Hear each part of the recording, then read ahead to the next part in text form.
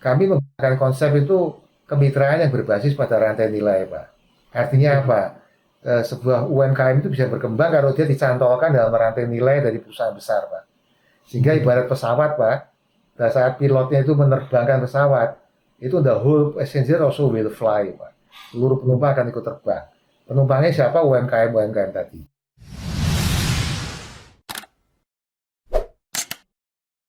Nah, ini Garuda Food ini juga juga banyak menyelenggarakan program CSR. Salah satunya kan ada Kampung Wirausaha Garuda Food. Nah, ini tujuan dari jangka panjang Bapak mengadakan program ini apa ya, Pak? Ya kali kan namanya aja sudah dikatakan kampung wirausaha. Terus ini Ya, artinya sasarannya adalah mengembangkan kewirausahaan, Pak. Nah, UMKM. UMKM, Pak. Tetapi yang digarap Pak UMKM-nya utamanya ibu-ibu, Pak. Oke. Ibu-ibu itu lebih ulet, Pak. Ibu-ibu itu lebih lebih telaten, Ya. apa namanya, tidak gampang menyerah, sebetulnya ibu-ibu. Ya. Kalah laki-laki itu sebenarnya kalau soal persistensi itu kalah dengan ibu-ibu dia. Nah, yang digarap itu utamanya adalah seperti itu. Eh, Kami menggunakan konsep itu kemitraan yang berbasis pada rantai nilai, Pak. Artinya apa? Sebuah UMKM itu bisa berkembang kalau dia dicantolkan dalam rantai nilai dari perusahaan besar, Pak. Sehingga ibarat pesawat, Pak, pada saat pilotnya itu menerbangkan pesawat, itu the whole passenger also will fly, Pak. Seluruh penumpang akan ikut terbang. Penumpangnya siapa? UMKM tadi. Nah, kok bisa? Karena dia nyantol, Pak. Nyantol pada mata rantai. Nah, kampung wirausaha ini KW ini Garuda Food itu dengan cara mengajarkan kepada eh, ibu-ibu itu untuk ikut menjual produk kita atau Pak menghasilkan produk-produk turunan dengan menggunakan produk kita sebagai bahan baku ya gitu. Wah, luar biasa. Nah, sambil dikembangkan entrepreneurship-nya Pak, diajarin cara pembukuannya, diajari cara menjualnya dan sebagainya gitu ya. Kecil-kecil lah UMKM gitu. Roadmap yang lama kita buka lagi. File-file lama kita buka pada waktu dulu kami mengembangkan dari UMKM menjadi seperti sekarang ini itu masih relevan untuk mereka. Ya, ya. Nah, Pak Damek, ini mumpung ini kesempatan bisa kita bicara, saya mau minta waktu Pak Damek juga. Saya mau mengadakan conference di Idea Cloud untuk para UMKM. Ini kira-kira bisa 2.000-an orang yang akan hadir ya di Zoom meeting.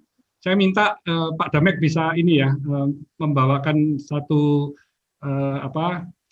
tema bagaimana UMKM ini bisa menjadi wirausaha yang sehat dan juga bertumbuh berkembang ya Pak ya. Nah, ini siap Pak prinsipnya. Ya, pokoknya kalau yang merintah Pak Hermanto itu siap, ya gitu aja. Nah, cuman ini ada makro dan mikro Pak. Kalau mau makro juga kebetulan saya ini pada waktu di Komite Ekonomi dan Industri Nasional, itu KAIN, itu sebagai lembaga yang menjadi penasihat ekonomi terhadap Presiden, saya ini kebetulan memimpin sebuah pokja yang khusus kooperasi dan UMKM Pak. Jadi kalau mau bisa juga yaitu berbicara mengenai key success factor dalam pembangunan UMKM, Pak. Seperti Wah, itu. mantap. Terima kasih, Mas Damek. Itu menjadi komitmen saya kebetulan, Pak. Bahkan saya juga sekarang sedang membangun melengkapi ekosistemnya, Pak. UMKM Ya, untuk berhasil harus ada ekosistemnya, Pak. yes. Dan dalam ekosistem itu harus dibangun. Siap, Pak Irmanto, siap. Nah, Pak Damek ini kan juga sangat sibuk sekali ya, tapi yang tadi Pak Damek mungkin sempat singgung ya, sempat menulis buku mindfulness based business ya. Ini kan bagaimana berbisnis dengan hati. Nah, ini luar biasa sekali Pak, karena prinsip berbisnis yang tidak hanya berorientasi profit ya, tapi bagaimana memadukan bisnis dengan prinsip-prinsip etika dan juga kemanusiaan ya. Itu esensinya sederhana saja. Bagaimana bahwa bisnis itu untuk bisa langgeng, Pak, bisa sustainable, itu memang Ya. harus ditangani, dibangun, ditangani, dikelola dengan memang dengan hati, Pak, harus dengan hati. Hati, misalnya begini dengan hati itu ya, kalau kita itu belajar entrepreneurship uh, di Babson misalnya, sekolah entrepreneurship di Amerika, itu mereka menggunakan konsep yang sekarang pendekatan itu adalah design thinking, Pak. Design thinking itu ya berpikir seperti desainer gitu, Pak. Act, learn, build gitu. Pokoknya wujudkan dulu sambil belajar gitu. Learn, berarti perbaikin gitu kan. Jadi jangan sampai berlama-lama ria dalam tahapan rencana atau konsep gitu, sambil belajar gitu. Nah, tetapi ditekankan satu poin yang bagus, Pak, di dalam konsep design thinking ini, bahwa itu adalah diawali dengan empathizing, Pak. Empathizing itu artinya bagaimana kita berempati pada orang lain. Wujudnya apa? Kenali apa pain point dari customer kita. Nah, Pak Hermanto kan tahu kalau namanya orang beli cat itu sebetulnya apa yang diharapkan oleh konsumernya Pak Hermanto. Pain point-nya mereka itu apa? Kalau misalnya catnya luntur, kalau catnya itu retak-retak, misalnya itu salah satu contoh pain point. Saya bukan ahlinya ya, ngomongnya ngawur aja gitu. Di situ kalau kita address, Pak, pain point-nya dari customer, sebetulnya kita itu sedang melakukan apa yang konsepnya disebut dengan memberikan consumer satisfaction tersebut. Itu konsepnya adalah empathizing, Pak, berempati terhadap. Nah, empathizing ini salah satu berbisnis dengan hati tadi, Pak. Berbisnis dengan hati. Jadi esensinya sebetulnya ujung-ujungnya, karena saya ini orang anggota Dewan Pengarah BPIP juga ya, jadi ujung-ujungnya ini seperti saya katakan tuh bisnis berbasis Pancasila, Pak. Itu. Karena nilai-nilai Pancasila itu mementingkan gotong royong. Orang gimana mau bicara empathizing kalau tidak ada spirit gotong royong? Kalau lu gua individualistik itu nggak akan itu mau berpikir empatik begitu. Kita tahu, Pak Hermanto, Toyota itu menjadi pabrik mobil terbesar di dunia. Nggak tahu apakah nanti suatu ketika bisa diungguli oleh Tesla nantinya. Karena sekarang Elon Musk-nya sudah menjadi orang terkaya di dunia gitu. Tetapi paling tidak sampai hari ini Toyota itu menjadi masih perusahaan industri otomotif yang berkembang dengan luar biasa sekali. Dan saya pernah ke museumnya, saya tahu bahwa mereka mengantisipasi masa depan luar biasa, termasuk dengan teknologi-teknologi baru. Nah, industri yang berkembang demikian pesat ini, itu sama Mr. Sakichi Toyoda, pendirinya, itu diawali karena empathizing juga, Pak. Dia berempati pada saat pulang rumah jam 2 pagi melihat ibunya dengan neneknya masih menenun kain dengan mesin yang manual sehingga sampai menjelang fajar. Dia terpukul hatinya, dan di situ dia berpikir keras walaupun dia bukan seorang sarjana. Akhirnya dia berhasil menemukan mesin pemintal. Jadi bisnis otomotif ini, Toyota ini asalnya dulu adalah mesin producer, Pak. Dia menghasilkan mesin pemintal, mesin tenun, Pak, mesin penenun dia. Jadi dia awal bisnisnya di situ. Yang sampai sekarang masih tetap menjadi salah satu divisi terpenting di dalam industri Toyota gitu. Itu diawali dari karena sense of empathy ya, Pak. Sense of empathy. Jadi sebetulnya saya tulis itu memang adalah betul eksperimen dan praktek yang dilakukan di Garuda Food selama 18 tahun sampai dengan pada waktu buku itu saya terbitkan. Tetapi cara-cara itu bukan hanya ada di perusahaan kami, Pak. Banyak perusahaan yang sebetulnya dengan bentuk-bentuknya yang bervariasi pada dasarnya sama, yaitu apa? Yaitu adalah menyatukan, tadi Pak Hermanto sudah sebutkan, antara prinsip bisnis dengan etika, Pak. Antara moral dengan prinsip bisnis. Itu bukan dua dunia yang bertentangan. They are not mutually exclusive. Mereka bisa diintegrasikan. Dan justru itulah strategi kalau ingin langgeng tadi itu, Pak. Kalau ingin langgeng gitu. Itu, Pak. Ini saya waktu ketemu Pak Damek, saya juga masih ingat Pak Damek punya tujuan itu selalu mengutamakan customer ya. Bagaimana bisa mempunyai tujuan-tujuan yang mulia. Sampai Pak Damek juga ngomong nih, kalau saya bisnis mesti dilihat dulu tuh bisnisnya apa itu. Kalau bisnisnya yang kayak membunuh binatang atau yang merugikan banyak orang, itu pasti nggak mau masuk meskipun itu sangat menguntungkan. Ya. Intinya di sana ya, Pak ya. Iya, Pak. Jadi salah satu buku MBB ini kan sebetulnya intinya 3 aja dia. Itu paradigma yang melandasi tadi bahwa tidak ada dikotomi antara moralitas dengan prinsip bisnis. yang kedua adalah melakukan 4 key inisiatif kunci, yang ketiga adalah metodenya Pak. Nah, yang kedua ini Pak, 4 key inisiatif itu salah satunya adalah business selection Pak. Nah, business selection itu kalau di Garuda Food sudah dirumuskan ada 7 usaha yang tidak akan kita masukin, antara lain yang Bapak sudah sebutkan tadi itu. Wah, malah ada 7 ya Pak ya? Ada 7 Pak. Itu Pak Hermanto pasti setuju semua kalau sebagian besar. Misalnya perjudian, Bapak pasti nggak setuju itu. Ya, betul. Bapak pasti nggak setuju kan gitu. Ya, Iya, tadi banyak yang universal sebetulnya yang kita lakukan. Oke. Tapi bagus sekali itu Pak. Jadi kita memang bagaimana bisa berbisnis tapi dengan hati, luar biasa. Nah Pak Damek ini di tengah kesibukan Bapak yang juga luar biasa ya. Tapi Bapak masih bersedia nih mengemban tugas sebagai pejabat negara. Seperti yang tadi Pak Damek utarakan ya. Jadi menjadi Dewan Pengarah Unit Kerja Presiden Pembinaan Ideologi Pancasila ya.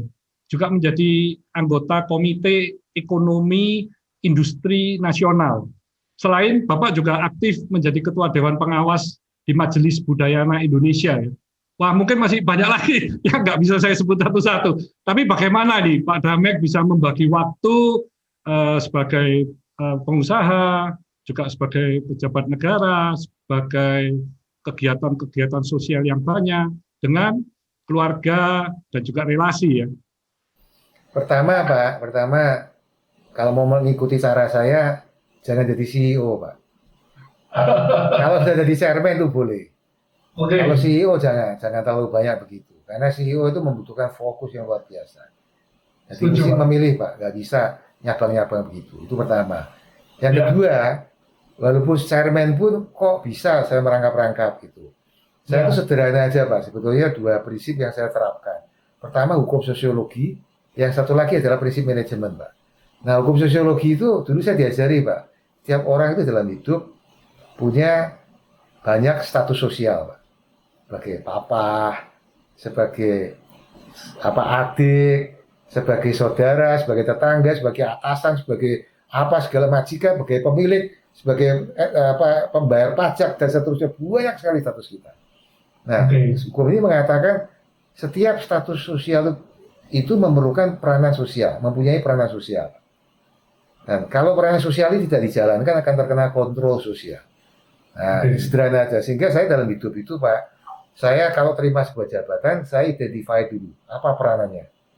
Peranan itu saya sanggup nggak? Kalau sanggup, saya jalankan. Kalau enggak, saya nggak terima jabatan itu. Nah, disitulah kemudian ya sudah, karena saya jalankan sesuai dengan perannya, ya puji Tuhan tidak dikomplain terlalu banyak lah istilahnya gitu. Itu hukum sosiologi Pak. Sederhana aja sebenarnya ke sana. Jadi kalau disederhanakan kayak orang itu hidup lakonnya wayang gitu Pak. Lagi lakonnya Gatot-Kaca ya mabur gitu. Kalau lakonnya lagi Werkudara kok mabur ya nanti ditegur sama orang gitu. Loh, Werkudara kok mabur gitu. Kalau putus dalangnya bisa bilang medun spiritual ini gitu. Tapi ya tetap keliru. Wong Werkudara kok mabur gitu kan. Nah, jalannya aja sesuai dengan lakonnya gitu Pak. Itu yang pertama Pak. Yang kedua, prinsip manajemen. Saya belajar dari Peter Drucker.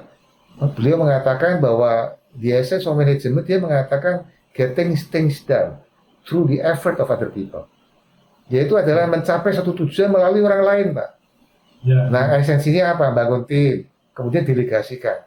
Jangan bangun tim kemudian kita nggak percaya, kita pegang sendiri gitu ya sakit sendiri malah gitu ya. Jadi delegating, the art of delegation of authority itu sambil team building ya, esensinya 2 itu aja Pak. Dengan hal seperti itu ya puji Tuhan berbagai fungsi tadi bisa saya emban, sibuk tentunya, tetapi ya ini sekali lagi bisa berhasil begini kenapa? Akhirnya jadi korban Pak.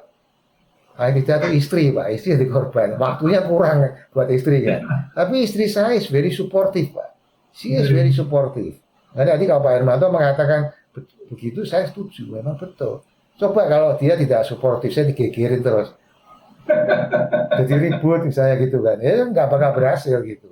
Ya seperti itu aja. Makanya balik lagi ya, manusia itu harus sadar bahwa kita itu ada karena mereka ada Pak. I am because we are. Kita ada karena mereka ada.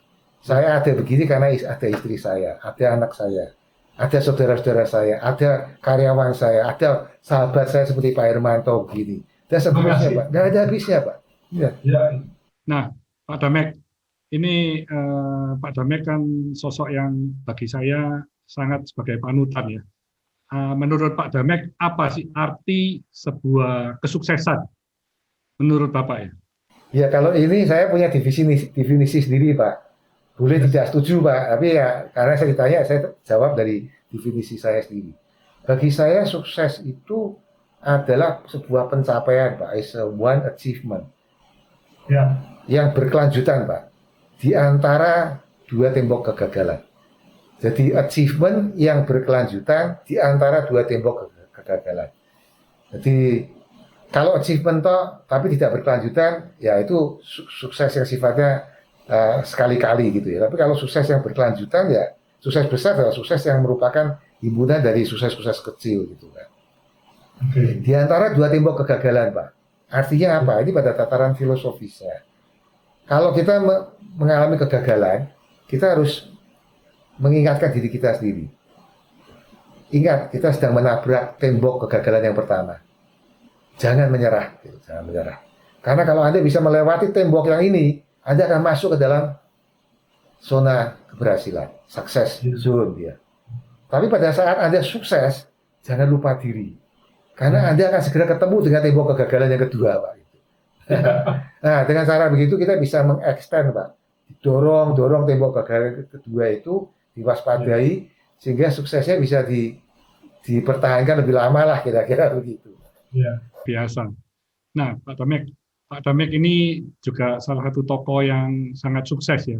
Nah, sesungguhnya saya ingin tahu nih tujuan hidup dari Bapak itu apa?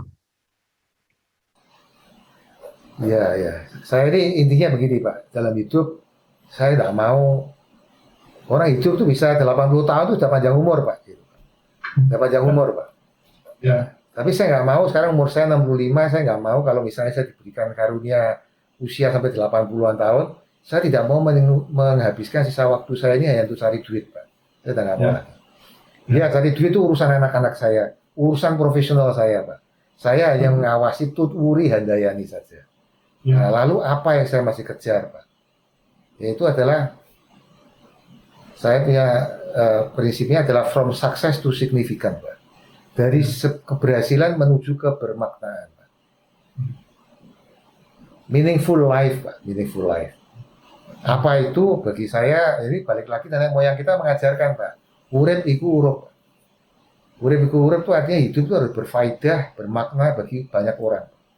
Jadi walaupun sibuk, tapi kalau kita merasa bahagia karena kesibukan kita itu menghasilkan sesuatu yang berfaedah bagi orang lain, itu akan memberikan kebahagiaan pada kita. Entah endorfin yang keluar, entah dopamin yang keluar, dan seterusnya, oksitosin, hormon yang keluar dan sebagainya, itu semua akan memberikan ujung-ujungnya happy life buat kita. Bukan pleasure yang dikejar, tapi happiness. Nah itu bisa ditempuh kalau kita hidupnya itu bermakna bagi orang lain. Makanya saya nggak mau sisa waktu ini saya kejar terus tidak ada habisnya. Nah saya mau kerja sampai ngoyo seperti apapun Pak.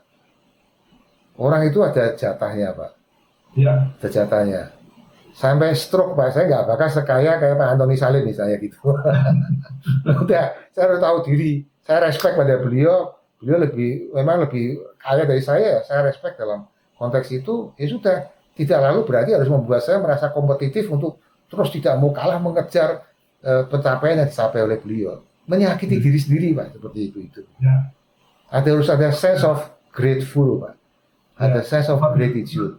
Ini sangat mendalam sekali ya, karena sebuah kebahagiaan itu kan bukan diukur dari nilai uang atau nilai kekuasaan atau apapun ya, tapi memang harus benar-benar bagaimana kita bisa menjadi sosok orang yang mungkin bisa membahagiakan orang lain, sehingga dengan orang lain bahagia itu kita akan mendapatkan kebahagiaan yang sejati ya. Iya, betul. Itu secara ilmiah juga sudah dibuktikan kan bahwa memang giving itu sebetulnya memberikan kebahagiaan, Pak.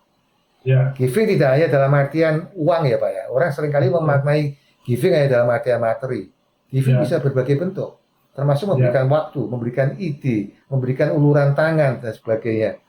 Dan betul. tentunya materi juga tidak boleh karena bagaimanapun Indonesia masih banyak yang miskin gitu kan, harus dibantu lah gitu. Pak, Pak, ini saya sudah menyita waktu Pak Damek banyak sekali. Terima kasih ya. Ya, Ini ya ada sisa pertanyaan ini mungkin pesan-pesan Pak Damek bagi para milenial ya yang ingin menjadi entrepreneur sukses itu apa kunci kunci yang mereka harus miliki. Di samping itu jenis usaha apa menurut Bapak yang cocok bagi anak-anak yang ingin masuk ke dalam dunia usaha ini gitu. iya. Pertama-tama bagi adik-adik yang sudah bertekad untuk mau masuk ke sebagai pengusaha ya, perlu disadari bahwa bisnis itu esensinya adalah soal kesempatan dan kesiapan. Itu saya belajar dari Pak Teddy Rahmat. Dan kemudian saya jabarkan kesempatan itu seperti apa, kesiapan seperti apa. Kesempatan itu bisa karena jatuh dari langit, ada peluang yang datang, bisa juga diciptakan karena kita berpikir keras dan kita melakukan analisa dan sebagainya. Ya. Nah, kesiapan itu soal yang kedua adalah soal kesiapan. Kesiapan itu menyangkut soal kompetensi, Pak. Yang dalam perjalanan hidup saya ada 4 kompetensi yang harus kita kuasai. Kalau mau sukses rate-nya meningkat. Jadi ada peluang datang, tapi kalau kita nggak siap, ya lewat. Nah, lalu kesiapan itu apa? 4 kompetensi itu apa? Yang pertama, yaitu adalah know-how kompetensi tadi, Pak. Jadi kita harus menguasai know-how dari bisnis yang akan kita masukin. Nah, bahwa nanti nggak punya, kita berpartner dan sebagainya, itu sebuah pilihan atau keputusan yang berikutnya ya. Tapi know-how-nya harus dikuasai, Pak. Teknologinya harus dikuasai. Know-how dan teknologi bikin cat sama bikin biskuit udah berbeda, Pak. Nah, gampangnya sama-sama cairnya, know-how-nya bikin air, Cleo sama Avian udah berbeda know-how-nya gitu. Nah, itu yang pertama. Yang kedua, ini nggak harus urut ya Pak, nggak harus urut ya. Yang kedua, kompetensi kedua yang harus dikuasai adalah bahwa setiap bisnis itu pada dasarnya adalah soal penguasaan terhadap network, Pak. Network ke depan, ke belakang, ke samping. Nah, kalau kita nggak punya network, ya kita nggak akan bisa berhasil. Gitu. Ya. Kemudian kekuatan atau kompetensi yang ketiga yang harus dimiliki itu adalah pada akhirnya modal, Pak. Modal. Ya. Modal itu bagaimanapun juga harus punya. Ya, kalau ditanya Pak, kalau saya anak orang nggak punya gimana? Ya bisa berpartner. Nggak ada yang mau Pak dengan saya. Nah kamu mukanya ganteng ya cari mertua yang kaya aja saya bilang gitu. Ya itu yang ketiga Pak, modal.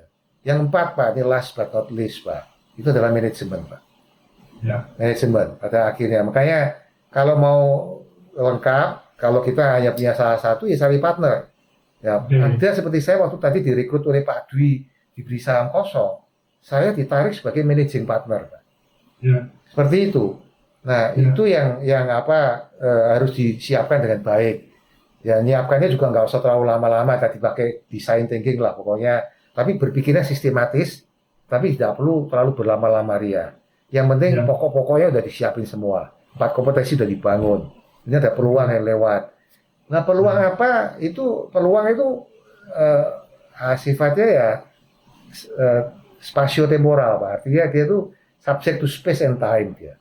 Nah, situasi seperti sekarang, pandemi, itu akan berbeda dengan situasi yang normal gitu kan. Dan itu semua juga ada tool ya, sebetulnya untuk mencari peluang-peluang tersebut itu ada tool ya. Kesempatan itu loh, Pak. Kesempatan itu ada toolnya untuk mencari. Ya. Nah, kalau ditanya bisnis apa yang paling menarik pada saat ini, nah ini harusnya Pak Hermanto yang jawab ini.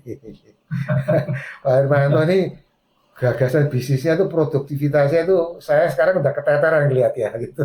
Ya, Pak, saya hilang semua ini. Nah, Pak Hermanto ini hebatnya apa? Sambil bersahabat sambil berbisnis. Jadi ya sahabat, hoping itu ya sekaligus bisnis partner. Ini kan people skill-nya bagus, semuanya lengkap kan, lengkap. Jadi ya, tapi karena Pak Hermanto yang sudah menang duluan ya, yang tanya Pak Hermanto ya, walaupun singkat saya mesti jawab gitu. Iya, Kalau Pak. kalau situasi pandemi begini ini ya menurut saya salah satunya yang apa bisa dijangkau itu yang tentunya berkaitan dengan yang healthcare ya Pak. Healthcare itu tentunya kalau masuk ke healthcare, masuk di divisi manufacturingnya nggak kuat karena memang tidak mudah, barangkali masuk di distribusinya. Distribusinya modalnya besar, masuknya distribusinya lebih ujungnya lagi, itu disesuaikan dengan kemampuan. Dan yang kedua barangkali Pak, ini tidak hanya terbatas pada pandemi saja. Anak muda itu biasanya diberikan keunggulan yaitu adalah kreativitas Pak. Masuklah ke industri kreatif Pak. Karena industri kreatif itu yang kemudian nantinya wujudnya menjadi intellectual property right, apalagi kalau kemudian itu platformnya adalah platform pada digital teknologi yang intellectual property bisnis yang berbasis kepada digital teknologi itu kan dahsyatnya luar biasa. Ya seperti Gojek itu kan siapa ngebayangin? Ya seperti kayak Bang Jago itu juga Jerry Ang itu dalam waktu sekejap tiba-tiba menjadi orang terkaya nomor 5 begitu juga. Itu kombinasi kalau konvensional banking Pak nggak bisa seperti itu. Nggak bisa seperti itu. Tapi ya sudahlah buat pemula Jerry Ang itu kan outlier. Dia itu kan outlier Pak. Outlier itu selalu di bawah 1% Pak. Jadi cari orang kayak Jerry Ang lagi itu ya di Indonesia mungkin cuma satu itu gitu. Nah lalu ya kita realistis ya kreativitas yang lainnya banyak. Orang Indonesia itu banyak industri kreatifnya loh sebetulnya berkembang, hingga bagaimana kemudian dikolaborasikan supaya bisa berkembang lebih jauh lagi. Sementara saya hanya bisa mengatakan begitu, dan kepada adik-adik yang mau merintis usaha itu ingat bahwa peribahasa mengatakan all start is difficult. Segala awal itu adalah sulit. Dan awal dari bisnis itu apa? Bisnis idea Pak. Developing, finding a business idea. Itu adalah tahapan pertama. Pak Hermanto kok bisa keluar bisnis apa dibuat bangunan itu kan awalnya juga nggak kepikir. Bahkan yang saya tahu itu Pak Hermanto kerjakan sendiri. Bisa saja mungkin karena saudara-saudaranya tidak terlalu yakin di awalnya, mungkin ya. Jadi ini bisnis idea ini mahal Pak, mahal. Karena mahal dan sulit, maka anak-anak muda jangan berharap bahwa ini bisa mendapatkan ini dengan cara gampang. Jangan berharap mendapatkan ini dengan cara gampang. Karena ini adalah memang awal dari segala-galanya dalam berbisnis ya. Bisnis idea. Ya Pak. Ya Pak. Jadi memang dalam saat-saat seperti ini yang perubahan ini sangat cepat, itu banyak sekali kesempatan-kesempatan bagi para milenial ini yang bisa menjadi seorang entrepreneur yang sukses ya, karena dari sosial media, dari banyak saat ini yang juga menjadi YouTuber, banyak menjadi reseller yang omsetnya itu bisa triliunan, Mas. Jadi perusahaan yang startup tapi omsetnya sudah bisa besar-besar, pendapatan ratusan miliar sudah banyak sekarang. Jadi kalau orang yang banyak ngomong kalau menjadi pengusaha sukses kaya itu orang tuanya juga harus kaya sukses, kan itu tidak benar, itu mitos yang sebenarnya. Karena semua pengusaha sukses itu pun dulu awalnya juga dari nol semua gitu. Jadi memang ini tantangan bagi para milenial ya, bagaimana dia bisa menjadi sosok yang sukses tanpa banyak alasan-alasan yang memang itu tidak perlu. Karena Pak, benar sekali ya Pak Hermanto sampaikan, bagi generasi muda, entrepreneurship itu tidak hanya by born, dilahirkan. Entrepreneurship itu bisa dipelajari. Itu yang pertama. Yang kedua, seorang entrepreneur, jadi entrepreneurship-nya ya, karena entrepreneur itu adalah orang yang mempunyai kelebihan khas Pak. Itu apa? Mampu melihat adanya peluang. Duduk di pinggir jalan, ngelihat orang lewat lalu lalang, ada yang satu tuh cuman ngelihat orang lalu lalang begitu saja, yang satunya bisa melihat ada peluang. Nah itu entrepreneur, intinya seperti itu. Jadi siapa yang menemukan peluang, dialah yang akan jadi entrepreneur. Ya, kalau menurut Pak Damek, karakter terutama dari sisi integrity ya. Itu penting nggak Pak bagi entrepreneur saat ini? Sangat Pak, sangat penting sekali Pak. Balik lagi, tidak ada sebuah keberhasilan itu yang tidak ada korelasinya dengan integritas Pak. Ya. Itu secara ilmiah juga ada dibuktikan. Gampangannya gini loh, kalau masih nggak percaya ya. Ada ungkapan yang mengatakan begini, you can fool some people all the time. Ya. Or you can fool all the people sometime.